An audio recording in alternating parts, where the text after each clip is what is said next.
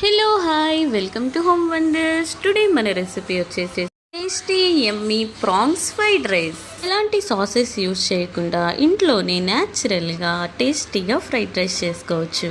ముందుగా పొయ్యి మీద కడాయి పెట్టి ఆయిల్ వేసి 4 eggsని బీట్ చేసి ఇలా ఫ్రై చేసి పక్కన పెట్టుకోండి.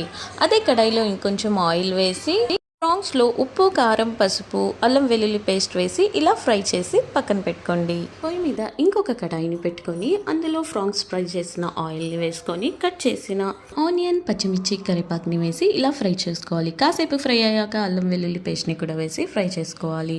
ఇప్పుడు ఇందులో క్యాబేజ్, క్యాప్సికమ్, క్యారెట్ని వేసి ఫ్రై చేసుకోవాలి. చేసుకున్న బాస్మతి రైస్ని వేసి ముందుగా ఫ్రై చేసుకున్న ప్రాన్స్, ఎగ్స్ని వేసి 1 స్పూన్ కారం, గరం మసాలా, సాల్ట్, ఫిష్ మసాలాని వేసి టాస్ చేస్తూ ఫ్రై చేసుకో. ఫ్లేమ్ మీద కలుపుతూ 10 minutes ఫ్రై చేసుకొని పైనుండి కొంచెం కొత్తిమీర కూడా యాడ్ చేసి ఓసారి మిక్స్ చేసుకొని వేడిగా ప్లేట్లో సర్వ్ చేసుకొని తింటే ఆ టేస్టే వేరు. ఇలాంటి సాసెస్ని యూస్ చేయకుండా ఇంట్లోనే టేస్టీగా, హెల్దీగా ఓసారి ఇలా ట్రై చేసి పిల్లలకి కూడా పెట్టండి.